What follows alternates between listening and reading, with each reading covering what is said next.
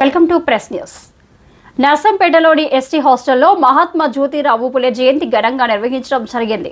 అనంతరం ఈ సందర్భంగా విద్యార్థి నాయకులు USFI Mogilicherla Sandeep, PDSU Kommaka Ravi, MSF Chintam Siddhu మాట్లాడుతూ జ్యోతిబాపులేగా నీరాజనాలు అందుకున్న జ్యోతిరావు పులే బడుగు బలహీన వర్గాల ప్రజలలో ఆత్మస్థైర్యం నింపి వారి ఆత్మగౌరవానికి ప్రతీకగా నిలిచిన తొలితరం సామాజిక తత్వవేత్త. 1827 ఏప్రిల్ 11న మహారాష్ట్రలోని సతారా జిల్లాలో గోవిందరావు చిమ్నాబాయి దంపతులకు జన్మించారు. క్రైస్తవ మిషనరీ పాఠశాలలో విద్యాభ్యాసం కొనసాగించిన పూలేకు 13 సంవత్సరాల వయసులోనే 9 ఏళ్ల సావిత్రిబాయితో వివాహం జరిగింది. నాటి సామాజిక వ్యవస్థలో అతిశూద్ర కులాల వారిని మనుషులుగా చూసే పరిస్థితి లేదు. వారి పరిస్థితులు చాలా దయనీయంగా ఉండేవి. వీరికి విద్య మానవాదుల కుట్ర ద్వారా నిరాకరించబడింది.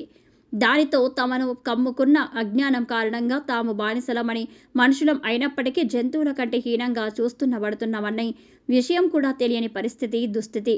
పూలే తన బ్రాహ్మణ స్నేహితుని పెళ్లి సందర్భంగా తనకు ఎదురైన అవమానం యావత్ జాతికి ఎదురైనట్టు గ్రహించి, సామాజిక అసమానతలకు అజ్ఞానమే కారణమని గ్రహించి, దీనికి చదువొక్కటే పరిష్కారం చూపగలదని విద్యాదానానికి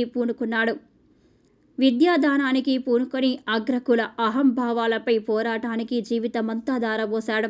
జ్యోతిబాపులే 1848లో బాలికల కోసం ఒక పాఠశాలను స్థాపించారు. ఇందులో అన్ని వర్గాల బాలికలకు ప్రవేశం కల్పించారు. అయితే ఆ పాఠశాలలోని విద్యార్థులు అంటరాని వారని, వారికి బోధించడానికి ఎవరూ ముందుకు రాకపోవడంతో తన భార్యకు చదువు నేర్పించి ఉపాధ్యాయురాలిగా తయారు చేశాడు. దానితో దేశంలోని తొలి మహిళ ఉపాధ్యాయురాలిగా, అక్షరధాతగా సావిత్రిబాయి పులే చరిత్ర సృష్టించారు. వారికి తోడుగా షేక్ ఫాతిమా ఎడలేని కృషి చేశారు. అంటరాని స్త్రీలకు, మహిళలకు విద్యను అందించడానికి ఎన్నో పాఠశాలలు ఏర్పాటు చేశారు. దంపతులిద్దరూ స్త్రీ విద్యకు మార్గదర్శకులు అయ్యారు. ఈ పాత్రికేయతత్వం కూడా నడిపారు. దీనబంధు పత్రిక ద్వారా రైతులు, కార్మికుల సమస్యలను, బాధలను వివరిస్తూ ఉద్యమాన్ని నడిపారని అన్నారు. ఈ కార్యక్రమంలో విద్యార్థి నాయకులు రాజు, రమేష్, వెంకటేష్, వెంకన్న, రమణ, మధు, విద్యార్థులు పాల్గొన్నారు.